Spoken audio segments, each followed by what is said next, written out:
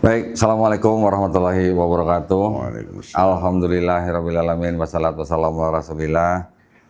Saya nggak pernah mimpi, saya sekarang bisa berada di samping Haji Deddy Mizwar. Masya Allah. Ini orang yang saya tonton di TV loh padahal. Sehat Pak Haji? Alhamdulillah. Alhamdulillah, Masya Allah. Udah lama janji baru ketemu kita sekarang. Iya, kita janji udah setahun ya Pak Haji ya? Enggak, belum. Ya kan 2025, Oh, iya. sekarang 2026. Janjian sampai setahun baru ketemu, Masya Allah. Alhamdulillah, saya senang sekali bisa berada di kantornya Pak Haji Deddy Mizwar. Kantornya serasa surga buat saya. Karena banyak asbak di sini. Masya Allah. Pak Haji lagi sibuk terus, syuting terus nih ya Pak Haji ya? Iya, tadi juga baru selesai syuting, langsung kemari. Waduh, Ntar habis maghrib saya mulai ngedit. Hah? Ngedit, hasil syuting kan diedit, saya mau revisi editing. Pak Haji ngedit juga? Revisi. Kok kayak saya juga sih rangkap-rangkap? Yang ngedit orang lain saya revisi aja. Oh gitu, iya. Masya Allah, seorang Deddy Mizwar peraih 5 Piala Citra ya Pak? Haji ya? 5 ya betul ya? 5. Mantan Wakil Gubernur Jawa Barat, Masya Allah. Waktu itu sama Kang Aher ya berarti ya? Iya, Masya Allah. Ustadz, nah bedanya kalau itu Ustadz, ini juga sebenarnya Ustadz, cuman lewat jalan lain nih. Saya mau mengorek sedikit nih tentang dakwahnya Pak Haji Deddy Mizwar. Sebenarnya kalau kita lihat film-film beliau, ya karya beliau lah, mau di bioskop, mau di TV, itu ada unsur dakwahnya Pak Haji. Iya, dan ini memang bermula awalnya dari tahun 90-an gitu. 90-an? Ya, Waduh, saya masih kafir tuh Pak Haji. Jadi itu kan awal mulai ada TV swasta. Iya. Saya lihat begitu banyak program-program sinetron segala macam ya. Tidak mencerminkan banyaknya umat Islam di Indonesia. Oke. Kan film kan itu sebetulnya refleksi dari sebuah realitas sosial. Iya. Cerminan dari masyarakat setempat. Iya. Saya nggak melihat adanya kehadiran Islam dalam setiap program-program sinetron kita gitu. Maksudnya ini kayaknya salah deh gitu. Dan saya disadarkan oleh salah satu guru saya. Dia bilang ente dikasih sama Allah prestasi di bidang film, kemampuan di bidang film. Terus apa manfaatnya yang diberikan tadi untuk Islam? Kontribusinya gitu. Kontribusi. Itu Waduh, gue jeblak juga saya kan. Astagfirullah. berarti serasa ditampar dong Pak Loh, Haji. iya. Ya juga gitu. Nah, saya mulai masuk ke TV. Dan itu juga agak sulit ya, meyakinkan pihak televisi swasta yang pendekatan kan komersialisasi. Saya bilang, saya yakinkan bahwa ini umat Islam juga perlu tontonan buat keluarganya. Kalau kita bikin dengan muatan religius yang memang juga menghibur sifatnya ya, nggak semacam ceramah, mungkin jangan ditonton. Oke. Saya bilang, ya udah, kalau nggak percaya sebagai produser, saya nggak perlu dibayar. Saya buktikan bahwa tontonan ini akan dinikmati oleh banyak orang pemirsa. Masya Allah. Terjadilah tuh Abu Mawas di salah satu ini kita di TV swasta kita. Itu baru mulai. Kemudian Ramadan sesi juga di salah satu televisi yang lain ya swasta. Oh, itu tiba-tiba dapat perhatian penonton yang juga sangat besar. Oke. Setelah itu persoalannya kan saya cuma sendiri. Ada banyak orang bikin film Islam, cuman bukan orang Islam. Itu kadang-kadang masih kacau aja. Iya. Kacau. Nah ini pertanyaan saya sekarang udah mulai bangkit lah. Komunitas Islam, komunitas filmnya, udah bikin film, bikin apa segala macam udah bangkit. Bahkan ada satu masjid di Kalimantan bikin film tentang Islam. Jadi tapi memang mesti ada trigger, gitu. Mesti ada trigger. Makanya dalam kesempatan setiap kekaryaan saya sekarang nilai-nilai itu harus tetap ada. Masuk. Harus ada. Berarti boleh dikatakan Pak Haji ini pelopor juga dong? Ya kita harus mendobrak itu. Ya. Karena ini sebuah sistem yang kalau nggak didobrak, tapi kan kita harus berkorban. Berkorban. Ya, saya nggak perlu dibayar deh. Saya ingin buktikan dulu gitu. Ya kan? Sebagai bentuk dakwahnya Pak Haji gitu ya? Sebagai produser saya nggak perlu dibayar. Kalau saya sebagai pemain, saya ya dibayar. Tapi sebagai produser yang merancang program ini, saya nggak perlu dibayar. Kita buktikan aja bahwa ini akan diterima oleh masyarakat. Gitu. Jadi dari tahun 90-an Pak Haji? Gitu. Sampai sekarang Pak Haji masih terus berkarya dengan membuat film-film, entah itu animasi, entah itu juga apa bentuk sinetron ya Pak Haji ya. Nah, setiap itu minimal mesti ada Nilai Islamnya ada, Masya Allah. Karena memang kita kan kebanyakan umat Islam di Indonesia. Iya, tapi kadang-kadang begini juga Pak Haji. Ketika saya juga nonton beberapa filmnya karya Pak Haji ini, yang diomongin sama pemain di dalam film itu sebenarnya adalah bentuk pertanyaan dari umat juga gitu. Itu yang kadang-kadang relate kan. Iya. Jadi keresahan umat, pertanyaan umat yang nggak sempat terlontarkan. Iya. Kita lontarkan melalui film. Ada di film. Penyampaian yang lebih ringan. Iya, betul. Gitu. Masya Allah. Jadi kita nggak pengen menyinggung siapapun. Iya. Tapi ingin memberikan sebuah kesadaran, inspire. Iya. Jadi supaya bisa, oh iya. Ada peristiwa yang kita hadapi seperti ini. Iya. Jadi nggak cuma di sinetron, terus juga yang di animasi juga. Kita melihat juga yang ditampilkan oleh Pak Haji Deddy Mizwar ini juga tidak hanya melulu harus orang Islam yang ada di dalam film itu. Iya, betul. Tapi semuanya. Ada. Ya, Masya Allah. Itu memang idenya Pak Haji gitu. Iya, jadi kita harus melihat, ini seperti saya katakan tadi, bahwa film adalah cerminan dari masyarakat di mana film itu dibuat. Iya. Dia refleksi dari sebuah realitas sosial yang ada. Makanya sekarang saya, kalau seperti para pencari Tuhan, sekarang udah tahun ke-19 nih. Masya Allah. Jadi udah 19 tahun. Itu kalau anak gadis sudah Udah mesti kawin. 19 tahun, Masya Allah. Nah, itu tadi, dari fenomena yang ada di masyarakat, kita coba angkat tema-tema itu. Supaya relate kan. Karena orang kan menonton sebuah film, dia akan tetap duduk menikmati. Kalau ada minimal ada dua hal tuh.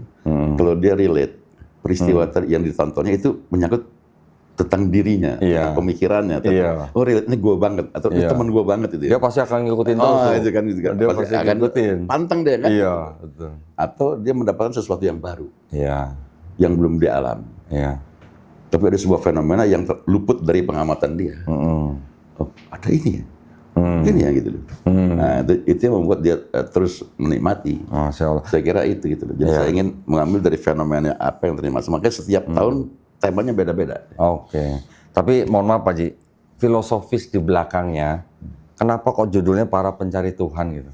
Apakah orang-orang yang belum punya Tuhan atau gimana Pak Haji? Dulunya gitu. Saya terinspirasi dari sebuah buku yang saya pernah baca belasan tahun yang lalu.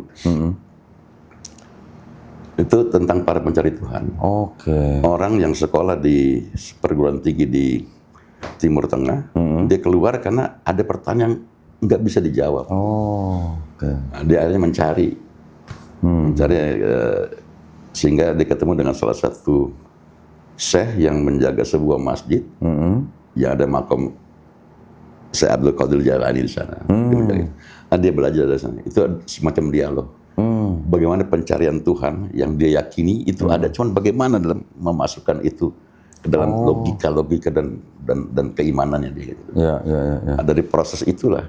Nah sebetulnya kita semua kan sekarang sedang berjalan mencari Tuhan, menuju Tuhan sebetulnya. Semua manusia, apapun agamanya sebetulnya. Iya. Dari sekian ribu agama gitu. Sekian kita mencari ke sana. Gitu. Jadi dalam perjalanan kita nih. Perjalanan semuanya. Masya Allah. Jadi Masya Allah 19 tahun ya. Dan nggak habis-habisnya cerita itu kalau dikembangkan. Nah, yang menuangkan ide-ide cerita itu Pak Haji sendiri? Nah, atau ada tim? Ada tim. Ada tim. Jadi kita diskusi apa nih fenomena yang ada sekarang, kan? Apa yang ada. Gitu. Jadi kemarin saya angkat misalkan lantaran kalau presiden kita mati gimana? Sekarang ya kubur aja kan, ngapain? Enggak, persoalannya nanti yang gantiin kan anak muda. Waduh. Ini pertanyaan di banyak benak orang, cuman nggak sempat terlontarkan kan. Nyanggol politik ini. Oh iya ya, mantan wakil gubernur ya, lupa saya masih. Tapi ada solusi kan dari strategi. Kita berdoa aja. Nabi pernah berdoa aja. Ya Allah, hindarkanlah kami dari pemimpin yang bodoh dan kekanak-kanakan. Mendoakan itu. Kalau itu hal itu terjadi, ya udah ketentuan. Tapi kita berusaha untuk berdoa untuk terhindar dari pemimpin yang bodoh dan kekanak-kanakan. Itu yang Najibullah Mujalik gitu ya. Tapi anak muda kan bisa aja bersikap dewasa. Orang tua bisa juga kekanak-kanakan. Iya. Oh, relate kayaknya nih. Kita kan nggak menjustice seseorang itu gitu. Iya, iya. Tapi saya ngeliat kayaknya ada yang kurang Pak Haji di karyanya Pak Haji. Apa itu? Ini mohon maaf ya Pak Haji ya. Di semua cerita-ceritanya Pak Haji itu kok saya belum pernah ngeliat ada yang mu'alaf gitu Pak Haji. Ada kemarin. Oh, ada? Ada. Belum tayang tapi? Sudah tayang. Ada tahun lalu. Bukan tahun ini Ramadan bulan kemarin ya. Yang tahun kemarin. Yang awal tahun kemarin. Itu ada mu'alaf. Oh, ini. Cuman tetap diusir sama bapaknya kan orang tua. Oh, ini. Nah. Jadi tetap harus bersikap baik. Oke. Sama orang tua. Iya, iya. Nah, ini mentang-mentang belakangnya garda mu'alaf nih, jadi saya nanya mu'alaf nih. Iya. Itu mu'alaf perempuan lagi. Perempuan. Ya. Cantik, anak orang kaya. Itu kan tersentuh oleh mendapat hidayah untuk masuk Islam. Jadi di cerita itu tidak ada paksaan kan ya Pak Haji ya dalam Islam ya? Itu yang paling penting juga ya. Benar. Pesan yang juga harus kita Iya, nggak ada sampaikan. paksaan. Ya. La ikraha fiddin ya Pak Haji ya. Masya Allah. Jadi yang nggak apa-apa, yang penting nggak ada konflik. Betul. Yang Nah kan begini Pak Haji nih, ini kan karena saya nih kan istilahnya nih orang baru saya nih. Orang baru yang bergerak di dalam bidang pembinaan mu'alaf. Jadi banyak cerita memang sebenarnya kalau masalah mu'alaf ya Pak Haji ya. Saya tadi pengen dengar maksudnya kalau misalnya ada, kan kejadian orang masuk Islam itu mungkin di Indonesia itu sebagai hal yang biasa, ya kan? Karena di Indonesia kan kita semuanya kan bebas memilih agama apa aja, dilindungi undang-undang. Tapi maksud saya, apa yang kita bisa lakukan untuk mereka yang baru masuk Islam? Kan nggak cuma kasih selamat doang, tapi bagaimana mereka bisa menjalankan Islam dengan baik kan gitu Pak Haji? ya biasanya kan pasti pertama masalah ilmunya kan. Ya. Dia harus belajar itu. Mesti ada juga yang mengajarkan. Betul. Kedua kadang-kadang juga kita nggak menutup kenyataan bahwa mereka disingkirkan oleh komunitas lamanya kan. Sehingga secara ekonomi juga lebih sulit. Ya. Kalau itu kan juga ada perintah kita membantu. Betul. Ada perintah. Saya kira kita tinggal konsekuen aja menjalankan itu. Iya. Pertama dia perlu pengetahuan tentang agama barunya, yaitu Islam. Untuk menjalankan ibadah dengan baik. Kedua kita harus menopang juga, membantu juga kehidupan ekonominya. Kalau dia disingkirkan dari komunitas yang lama. Dan saya kira itu sangat human, sangat manusiawi. Iya. Sangat manusiawi, nggak ada yang dilanggar. Betul. Ya kan? Betul. Memang Islam itu ajarannya bang, iya karena sesuai dengan kodrati manusia fitrah. Iya, betul Pak Haji. Dia nggak ada menghancurkan fitrah manusia. Iya. Sejalan dengan fitrah manusia. Saya pikir kan begini ya, walaupun saya yang berkecimpung di dunia pembinaan mu'alaf, tapi saya datang ke Pak Haji ini sebenarnya juga pengen belajar gitu. Enggak dong. Pak Haji kan pasti punya pengalaman lebih banyak, sudah bertemu dengan berbagai macam karakter orang gitu kan. Pengalaman Kak Doni lebih banyak. Pernah makan babi itu juga. Dia. Dia nyontek gua. Saya belum pernah ngalamin tuh. Tadi gua gituin, sekarang dia yang balas gua tau. Masya Allah, kopinya Pak Haji mantap ini, kopi gayo di masalah. Nah, maksud saya melihat Pak Haji ternyata juga peduli ya dengan apa namanya perbincangan lintas iman. Wah, ya itu. Iya. Wah, saya ikutin terus ya. Widih. Macam-macam. Jadi ternyata Pak Haji Deddy Mizwar ini pengikut diam-diam. Terus Tapi saya ingin minta, nah, Pak Haji kan sudah menonton video-video YouTube saya. Saya pengen masukkan nih dari Pak Haji nih tentang bagaimana cara kita berdakwah atau apa mungkin yang Pak Haji bisa kasih kita masukan nih supaya kita lebih semangat nih kalau yang ngasih masukan nih sutradara ternama gitu maksudnya. Nggak, saya lihat dari Kedoni ini Komalnya dia. Itu kan banyak orang-orang Kristen yang berdialog dengan dia. Iya. Dan itu salah satu kelebihan Kedoni memiliki materi-materi buku-buku yang lengkap. Saya kira pendeta pun nggak memiliki itu. Jadi memang agak susah dilawan juga kalau berdebat dengan Kedoni gitu loh. Masalahnya pendeta nggak butuh buku itu Pak Haji. Jadi emang ya saya lihat Doni memiliki referensi yang begitu banyak tentang kekristenan. Pertama ya mantan Kristen, kedua punya buku-buku yang orang lain nggak memiliki. Nah itu fakta-fakta nyata kan. Jadi sulit dibantah juga gitu. Jadi wajar kalau orang juga ya nggak pernah bisa mengatasi perdebatan tadi sama Doni. Karena Kristen ya gitu ya. Maksud saya gini Pak Haji, kalau itu sih mungkin memang sudah menjadi bagus itu, bagus. Visi dan misi yayasan. Yayasan kami kan memang menempuh jalur perang pemikiran Pak Haji. Jadi Saya sebagai ketua litbang sama yayasan malah diperintahkan setahun harus berdebat 2 kali sama pendeta. Cuman 2025 kemarin saya gagal, Pak Haji. Nggak mau ditarget. Nggak ada yang mau debat. Nggak mau debat. Iya, udah pada buat ngeri dulu. Tapi maksud kita, materi kalau dia lebih lengkap, jadi repot. iya, jadi maksud saya gini, oke lah kalau dulu kita melihat perbincangan lintas agama itu kan paling banyak membicarakan tentang sisi keilahian Nabi Isa alaihissalam, ya kan? Saudara kita yang Kristen menganggap Yesus Tuhan, kita di Islam menghormati Yesus tapi hanya sebagai Nabi, gitu kan? Perbincangan ini kan yang boleh dikatakan perbincangan abadi, ya kan? Tapi maksud saya, ketika kita berada di sebuah negara, sekarang bangsa Indonesia ini, kan kita sudah punya aturan masing-masing, ya kan? Boleh beragama sesuai dengan kepercayaannya, tinggal memilih dan menjalankan. Tapi maksud saya, ketika ada dialog lintas agama seperti itu, kami dari yayasan itu, kita kalau bilang bicara Yesus Tuhan atau bukan, itu kan sudah ujung-ujungnya kan lakum dinukum waliyadin. Kalau di Islam gitu kan, Pak ya. Cuman, makanya kita menempuh jalur lain dengan cara apa? Dengan cara kritik teks. Kita juga terbuka loh kalau Quran kita dikritik.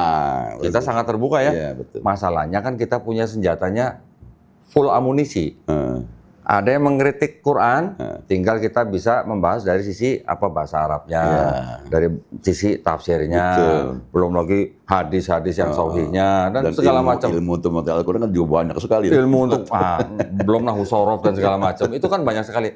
Nah di kalangan mereka, ketika kita kritik, itu masalahnya mereka tidak punya tidak punya itu. Dan yang kita kritik dari mereka itu malah kita berdasarkan dokumen mereka sendiri, Pak Haji. Jadi kita tidak menggunakan dokumen yang dari luar mereka. Nah, kenapa juga yayasan kami kok ngurusin gitu agama orang gitu? Kan banyak yang ngomong, itu ngapain sih udah mualaf ngurusin agama orang gitu kan? Sering saya dapat omongan begitu. Masalahnya di dalam yayasan kita itu, kita tuh peduli dengan kondisi-kondisi yang ada upaya-upaya pendangkalan akidah dan pemurtatan dari kalangan mereka. Nah, itu yang mungkin tidak sering diangkat, tapi ada gitu. Sampai sekarang pun masih ada. Jadi yayasan kami memang menempuh jalur perang pemikiran untuk membuat supaya apa? Umat Islam tidak mudah dimurtadkan. Itu misi kita, Pak. Itu benar.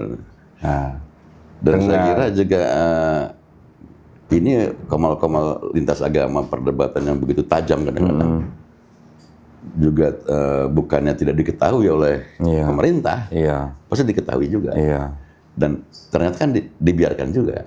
Karena ini memang kalau kita berdebat dengan sehat, dengan data kan juga nggak apa-apa gitu loh. Di dalam pemikiran kita boleh berbeda, tapi secara manusiawi ya kita tidak harus bermusuhan kan. Betul. Itu juga yang menjadi itu juga yang menjadi apa namanya jalur kita, Pak Haji. Jadi kita membuat kajian-kajian lintas agama itu bukan berarti kita mengajak orang Islam untuk membenci orang Kristen. Bukan. Jadi kita membuat kajian, membuat debat dan segala macam bukan untuk mencari musuh, tetapi untuk apa namanya membicarakan lintas iman itu secara ilmiah. Dan yang kita buat itu bisa dijadikan bahan dakwah juga. Jadi karena saya diminta untuk berdebat dengan pendeta, Pak Haji, makanya saya kumpulkan tuh kitab-kitab mereka supaya saya bisa bertanya kepada mereka. Ini maksudnya kalau ada beda begini gimana maksudnya gitu. Ya. Nah, jadi supaya orang Islam yang menonton itu iman dan akidahnya bisa tambah kuat, Pak Haji. Nah, kalau ada orang di luar Islam yang nonton misalnya orang Kristen, terus dia masuk Islam, bersyahadat, nah buat kita tuh bonus, Pak Haji. Bonus. Jadi pertama itu buat mencegah terjadi pemurtadan. Kedua juga ada kewajiban kita menyampaikan yang hak. Betul. Itu kewajiban itu. Betul. Nah, kan gini Pak Haji, di dalam sebuah negara seperti Indonesia, di mana 6 agama diakui, pemerintah selain juga memberikan kebebasan warga negara untuk memeluk agamanya masing-masing, juga ada aturan yang namanya keputusan bersama 2 menteri, nomor 1 tahun 79, yang melarang pensiaran agama kepada orang atau kelompok orang yang sudah beragama. Nah, aturan ini dulu sebelum dikeluarkan tahun 79 diprotes sama pendeta-pendeta. Kan ada tuh Undang-Undang Dasar 1945 pasal 29 ayat 2. Tapi bukan begitu caranya, dengan sembako, dengan pamflet, dengan buku. Itu yang masih terjadi, Pak Haji. Makanya yayasan kami menempuh jalur itu supaya kita membentengi umat Islam, gitu ya. Bukan kita mau cari musuh, bukan. Tapi kalau udah mau masuk Islam, monggo, gitu. Kita bantu, gitu malah. kita bina gitu. Jadi itu pun mungkin diketahui oleh aparat tertentu kan, terjadi pelanggaran dari undang-undang atau peraturan tadi. Cuman kan kalau itu ditindak secara tegas nanti dianggap diskriminasi. Iya. Makanya dibiarkan komal-komal ini terjadi. Iya, tapi maksud saya gini.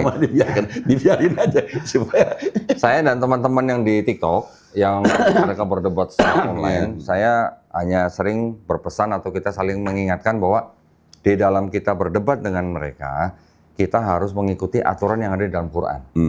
Di Quran sudah dijelaskan, sudah ditegaskan. Kita nggak boleh berdebat dengan mereka kecuali dengan cara yang paling baik. Dan kita dilarang untuk menghina sesembahan mereka. Jadi walaupun berdebat di TikTok, tapi juga jangan sampai kita melakukan penistaan terhadap agama mereka. Tapi kalau kita tanya kan boleh Pak Haji ya? Boleh. Ini kok ada ayat tidak asli maksudnya gimana gitu? Boleh dong. Betul.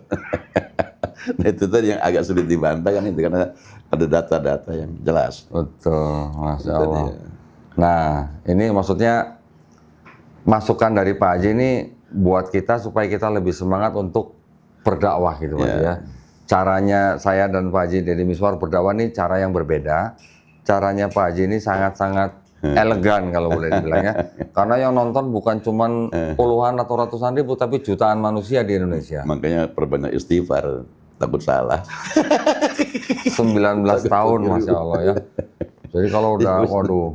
Habis begitu mudah-mudahan benar ya, karena itu juga ada referensi kan. Tapi kan kalau tafsir atau fikih kan macam-macam orang. Ada badan penasihat yang mengawasi sebelum tayangan nggak itu? Ya, saya selalu diskusi dulu setiap kali ada ini apa nih dasarnya apa, dalilnya apa. Ada dalilnya. Harus ada dalilnya, harus jelas.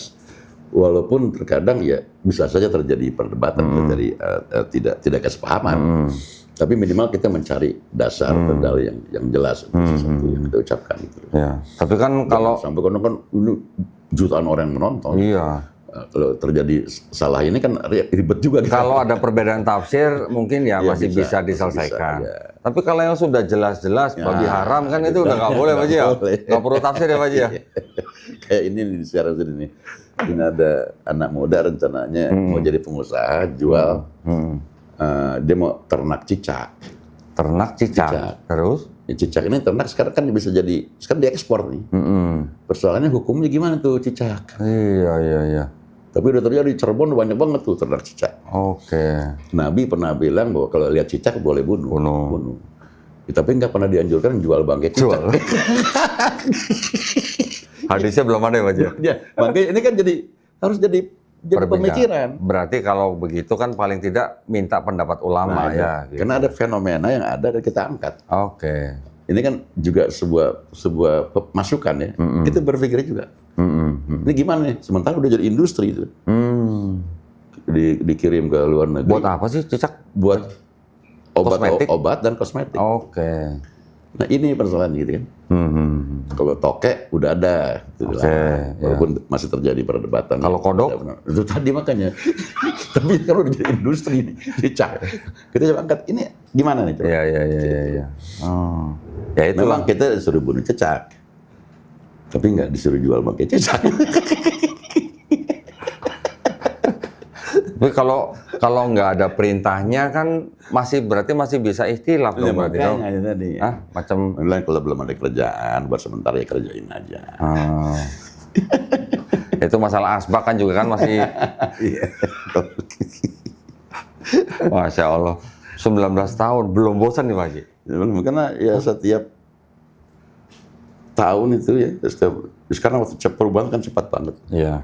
Jadi muncul fenomena sosial yang juga cepat sekali. Oke, jadi Pak Haji ketika membuat karya itu juga mengamati fenomena sosial ya? Fenomena sosial yang ada. Supaya relate kan? Iya. Dengan penontonnya saat itu gitu. Iya. Dia relate. Apa yang kira-kira cocok, masukin ya. Yang dia bisa lihat sehari-hari, oh iya bener ini. Iya. Supaya yang nonton terus gitu ya? Iya, ada keterikatan kan secara emosional. Secara emosional, iya masalah. Selain para pencari Tuhan, Pak Haji sudah punya ide lain gitu untuk yang dakwah lewat film gitu Pak Haji? Ya kalau 2 tahun ada yang Ramadan yang lalu juga ada Lorong Waktu kan, saya remix, saya terusin lagi.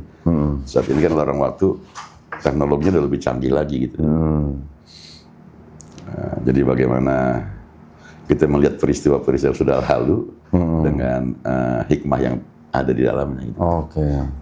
Pak Haji nggak pengen bikin film atau animasi tentang Sirah Nabawiyah gitu, Pak? Waduh, belum kepikiran, tuh berat itu. Itu mesti hati-hati. Kan itu kan juga betul, itu kalau mesti bisa hati-hati dibikin itu. itu kan keren banget ya itu Bagus, juga ya. bagus Masya banget. Allah ya. Itu bisa menjadi bahan dakwah yang sangat Iya, bagus ya. benar. Setiap kisahnya kan bisa menjadi Iya. pelajaran buat kita ya, Masya Allah ya. Barangkali ini kali NU mau bikin kan bisa juga. Kan udah dapat konsesi tambang deh. Jadi bisa dibikin dari itu. Boleh ngeliatin ini nih, banyak banget nih Pak Haji. Jadi kan Kenapa larinya ke situ ya? Bisa bikin animasi tuh. Oh kan iya, gede. banyak duitnya gitu maksudnya. Banyak duitnya bisa. Ngopi dulu aja ya. Iya. Atau Muhammadiyah juga dapat kan. Oh iya. Muhammadiyah beli gereja tahu Pak Haji? Oh ya?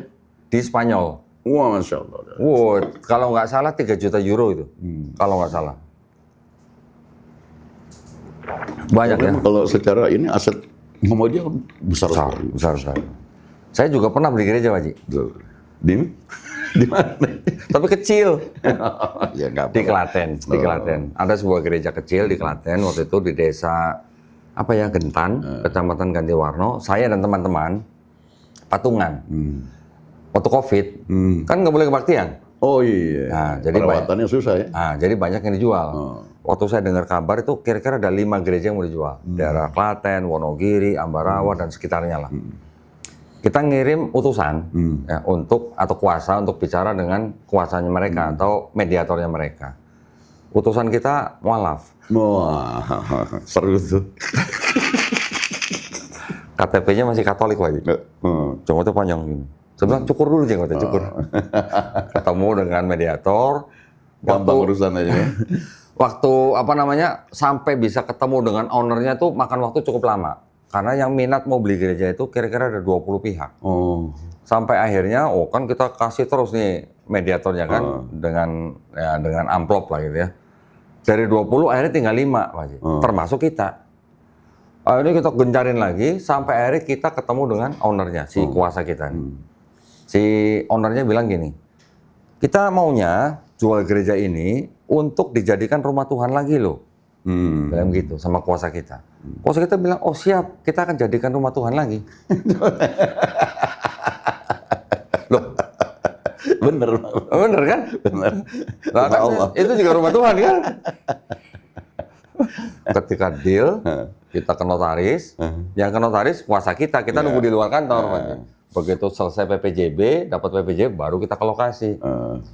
Tujuan saya ke gereja itu, apa ya istilahnya niat saya dari Jakarta sampai mau ke gereja itu, ketika sudah berhasil kita beli, saya mau nyopot salib yang di dalam gereja. Ketika kita nyampe, kita masuk, buka, kursi sudah nggak ada semua. Mimbar sudah nggak ada, udah kosong. Salib udah dicopot. Waduh, agak kecewa saya.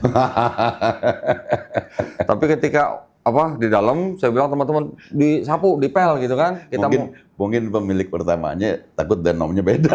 Oh, bisa jadi. Udah dipel kan kita mau sholat situ kan. Sambil dipel, nyuci saya keluar gereja, ngopi lah di seberang gereja. Ketika di seberang gereja, saya lihat di atas, di bawah atapnya masih ada salib. Oh iya, biasanya ada di luar. Saya panggil Pak RT, Pak RW. Pak RW, tolong copot, kita videoin gitu kan. Turunin baik-baik, selesai baru. Ketika sudah selesai dipel, kita cari kiblat, kita sholat di dalam gereja itu, Pak Haji. Cari arah kiblat dulu. Cari kiblat dulu. Pernah ngerasain sholat di bekas gereja belum, Pak Haji? Belum. Saya dan teman-teman waktu itu sholat di dalam masjid bekas gereja. Masya Allah itu gimana gitulah pokoknya lah. Kalau di masjid sebelah gereja, pernah di Yerusalem. Oh, masjid sebelah gereja. Ya ini tempat Yesus disalib itu. Iya. Di Golgota. Kan sebelah ada Tapi masjid masjid bekas gereja belum ya, Pak Haji? belum. Masjid Umar dekat situ sebelah. Ya. Nah, ternyata Pak Haji, ketika kita sudah sampai situ, gereja itu bisa dibangun di desa itu ketika orang Kristennya cuma satu rumah. Satu desa, orang Kristen cuma satu rumah, 5 orang, bisa bangun gereja. Gimana caranya? Oh, itu tadi nggak benar tuh. Nah, berarti juga ada penyalahan prosedur. Iya. Baru ketahuan setelah kita beli. Nah, hal-hal seperti itu kan sebenarnya disayangkan. Jadi, menurut penduduk desa, setiap minggu gereja itu ada kebaktian yang datang orang-orang dari luar desa. Setiap minggu yang datang 2-3 mobil. Jadi kalau tiba-tiba ada gereja yang sudah dibangun terus dilarang atau didemo sama masyarakat, bukan berarti juga melanggar aturan. Mungkin yang melanggar aturan yang bisa jadi yang sudah membangun. Bisa jadi. Sekarang pertumbuhan gereja di Indonesia tuh kalau nggak salah dengar saya 130% setiap tahunnya. Kalau masjid kira-kira nambahnya 63% setiap tahunnya. Berarti kan banyak gitu loh. Nah, tapi maksud saya selama tidak melanggar aturan ya monggo. Silakan. Ada aturan pemerintah, silakan ikutin aja. Tapi kita sendiri sudah menemukan hal seperti itu, Pak Haji. Nah, ini yang dari kita juga apa ya? Apa maksudnya membangun gereja dengan melanggar aturan itu apa maksudnya? Ya untuk menarik orang-orang desa. Oh, itu pasti tujuannya. Mempengaruhi orang-orang sekelilingnya ya. Nanti ada bakti sosial segala macam. Itu tadi kan secara tidak langsung kristenisasi ya. Betul. Ya itu kan ada ayatnya Pak Haji. Pak Haji mungkin sering dengar ayat ini di komal-komal TikTok mungkin sering dengar. Karena itu pergilah, jadikanlah semua bangsa muridku. Baptislah mereka dalam nama Bapa dan Putra dan Roh Kudus. Jadi memang betul komal-komal lintas agama tadi depan saya itu untuk mencegah pemurtadan. Betul Pak Haji. Sehingga kalau memang niatnya seperti ya harus terus dikembangkan dengan cara-cara yang baik. Cara-cara yang baik. Kita tidak boleh menghina, kita tidak boleh menista, kita tidak boleh mencaci maki sesembahan mereka. Gitu ya Pak Haji ya. Ya sehat sebetulnya. Iya. Sehat. Jadi bukan tujuan kita memualafkan seorang atau mengislam seseorang, tapi yang penting kita menyampaikan yang hak dan mencegah pemurtadan. Betul Pak Haji. Nah, kalau masalah itu kan hidayah. Hidayah, betul. Kan bukan yang bisa membolak-balikan hati kan cuma Allah ya Pak Haji. Bukan wilayah kita itu. Masya Allah. Iya. Jadi enak tuh debatnya gitu. Iya. Nggak pegel hati. Nggak pegel hati. Jadi terserah yang di atas gitu ya. Kita cuma nyampein Pak Haji. Itu benar anak. Iya. Makanya ya mesti banyak istighfar juga. Iya betul. Jangan sampai dakwah kita salah gitu Pak Haji ya. Dan dengan ego emosi kita. Iya. Sama seperti yang tadi Pak Haji bilang. Saya bikin film-film kayak ini ya banyak istighfar ya. Khawatir keliru karena kita kan ya fakir dalam ilmu. Iya. Ternyata saya minta masukan juga dari ulama-ulama. Diskusi saya undang kemari bahas. Khawatir aja, was-was karena kita nggak ada ulama yang tetap gitu kerja di sini, Pak Haji, maksudnya yang memang untuk yang mengawasi gitu. Yang ini aja, saya perlu siapa gitu, kadang datang kemari ngobrol. Iya. Apa yang bisa kita angkat? Kadang-kadang ada juga hadis-hadis yang kita belum pernah dengar yang unik gitu kan, dasarnya kuat, oke. Betul. Kadang-kadang saya aja kadang-kadang bikin senario. Oh gitu. Begadang sih sebentar. Ulamanya diajak begadang bikin skenario. Masya Allah.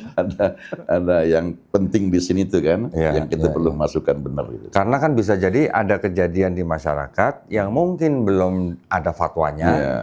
Pak Haji bisa diskusi dulu, konsultasi, bisa masuk ke dalam film gitu ya. Nah itu juga penting ya Pak Haji. Makanya kita coba hati-hati lah. Ya perbanyak istighfar. Masya Allah. Alhamdulillah ya, seorang naga bonar. Saya kalau nonton naga bonar, waduh, Masya Allah. Nggak kelihatan dari miswarnya, tapi kok luar biasa ya. Masya Allah. Mata pencarian. Tapi mata pencariannya kan profesional. Iya, mesti dilatih terus. Iya. Itu dulu Pak Haji belajar akting di mana sih? Panjang ya. Panjang. Itu panjang, macam-macam guru, macam-macam ini.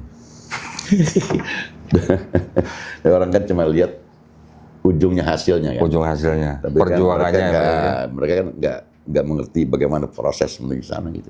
Dari usia berapa Pak Haji belajar akting? Masih sangat muda. Saya masih belasan tahun. Masih belasan tahun.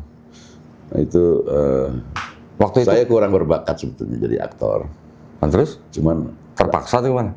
Latihan saya lebih keras daripada yang berbakat. Latihan. Supaya menyamai yang berbakat. Gitu ya. Latihan kita lebih keras. Rendah hati sekali Pak Haji. Masya Allah nih.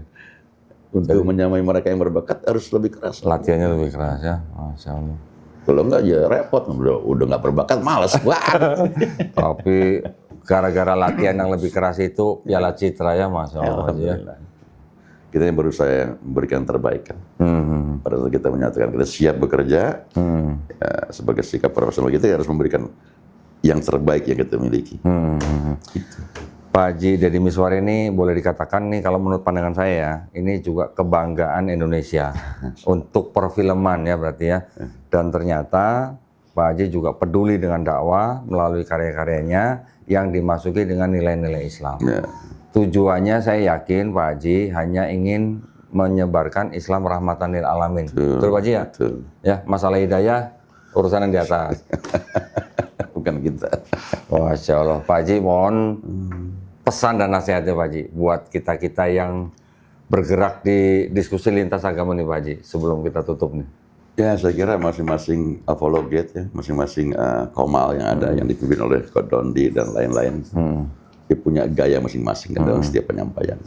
Tapi yang penting adalah tujuannya itu tadi ada dua hal tadi, mencegah pemurtatan dan juga kita berkewajiban menyampaikannya hak.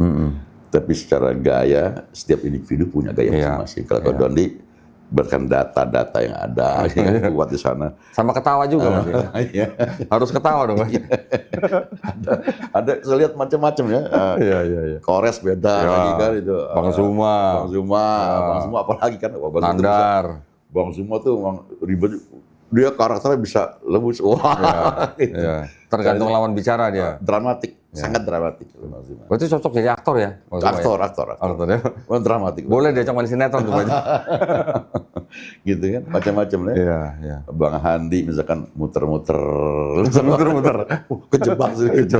Jadi sebenarnya gayanya masing-masing. Iya. Tapi selama tujuannya itu memang sama, harus mencegah pemurtatan dan juga kita menyampaikannya hak ya.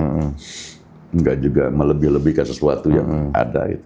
Tidak mengurangi sesuatu yang ada, tapi yang memang haknya itu saya kira itu harus dikembangkan terus. Oke. Harus dikembangkan terus. Ekonomi juga saya ikutin terus. Menarik banyak hal. Alhamdulillah. Karena saya lihat ada suami istri yang kan datang sana. Oh, penatua gereja tuh Pak. Istri tiba-tiba malap kan jadi bingung. Wah ini unik. Istrinya itu Pak Haji. Peristiwanya unik banget. Istrinya itu datang ke tempat saya setelah dia 3 bulan kena stroke mata. Nonton video saya. Habis itu saya bikin video, saya kasih peringatan, hati-hati kalau nonton video saya nanti bisa kena stroke mata. Gitu. Jadi ada hikmah yang kita tangkap sana.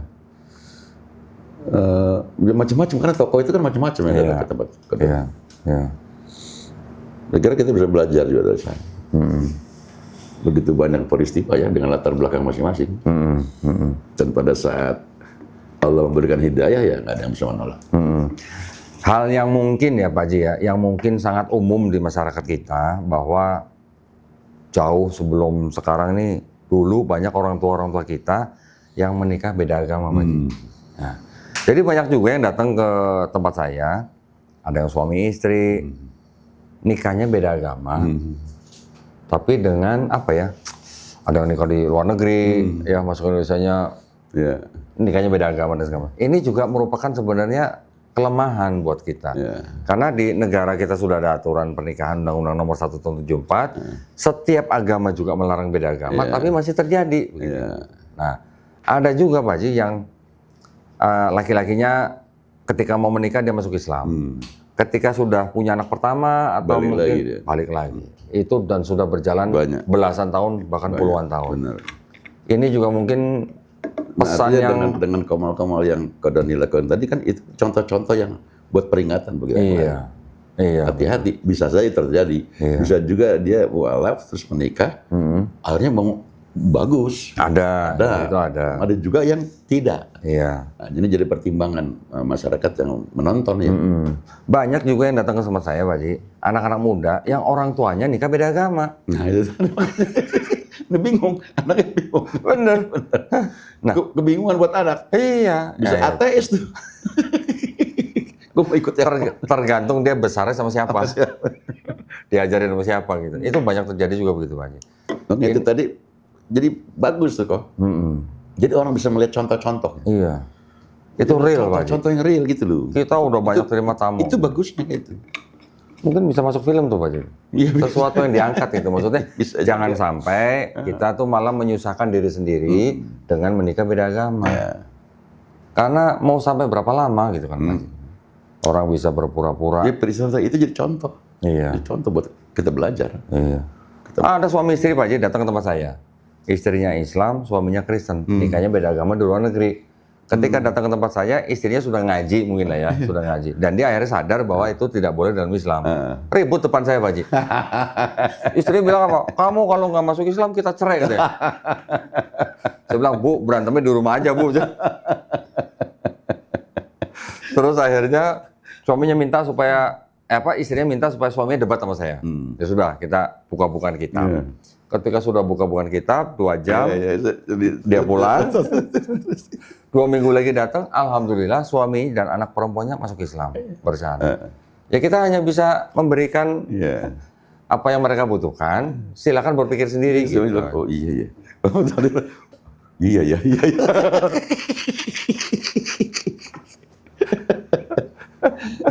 Lucu. Baik, alhamdulillah. Mungkin itu ya. Saya senang sekali bisa ngobrol sama Pak Haji. Cuman Pak Haji harus syuting lagi nih masalahnya nih. Syuting terus tiap hari masalahnya. Ini target Ramadan kan masih. Oh iya, betul. Kayaknya Ramadan juga saya masih syuting sebagian. Nah itu ya, ini sebentar lagi bulan. H-10 sebelum Lebaran saya masih syuting. Masih syuting, Masya Allah. Untuk tayangan terakhir di Ramadan. Iya, Masya Allah. Mudah-mudahan semua syutingnya lancar ya Pak Haji ya. Amin. Mudah-mudahan juga. Amin. Mudah-mudahan film-filmnya dari Pak Haji Deddy Mizwar ini bisa menjadi bahan dakwah buat semua manusia. Amin. Ya Pak Haji ya. Barakallahu fikum, terima kasih banyak Pak Haji. Saya doakan mudah-mudahan sehat-sehat selalu. Amin. Terima kasih juga udah datang kemari. Masya Allah, kopinya asik banget. Tadi saya mau kesana ke tempat-tempat. Saya harus datang dulu sini. Nggak tahu Kodor aja pernah mau datang kemari dulu. Oh iya dong.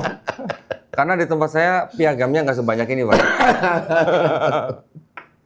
Masya Allah ya, terima kasih banyak sambutannya Pak Haji dan tim, teman-teman semuanya. Saya berdoa mudah-mudahan Pak Haji sehat-sehat selalu, timnya sukses semuanya ya, usahanya Pak Haji ya. Dan kita semuanya dilindungi dan dirahmati Allah Subhanahu wa taala ya. Amin ya rabbal alamin. Baik, kalau begitu kita pamit undur diri. Wabillahi taufiq wal hidayah. Wassalamualaikum warahmatullahi wabarakatuh. Waalaikumsalam warahmatullahi wabarakatuh. Insyaallah, makasih banyak Pak Haji. Masyaallah.